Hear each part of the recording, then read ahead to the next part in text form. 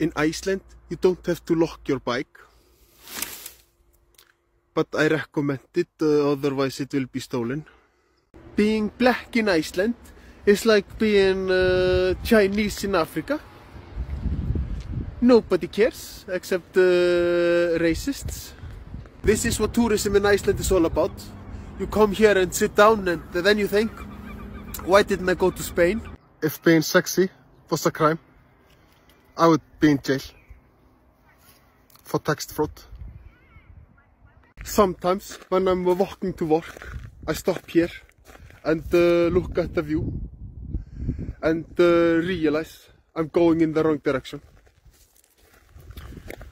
And also it's Sunday. There's iced tea, but there's no ice hot chocolate because that's just chocolate. People think rising sea level is because of global warming, but it's not. It's this motherfucker, he's been doing this all day. My girlfriend says she is depressed because of me. It is not true. People all around the world have depression and they don't even know me. In Iceland, we say, if you kick a man in the balls, he will be in pain for a minute.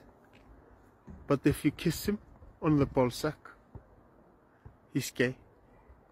They say there are no trees in Iceland, but I'm actually in Italy right now, but we still have them, just smaller and fewer.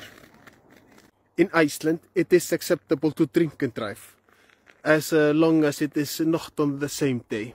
In 2005, we built a mall here in Iceland, but as you can see, we do not have enough people for a mall. We should have just built a store. In America, they say that if you're not ready to do the time, don't commit the crime. But in Iceland, we just say, don't do the crime. Because nothing rhymes with glæpur.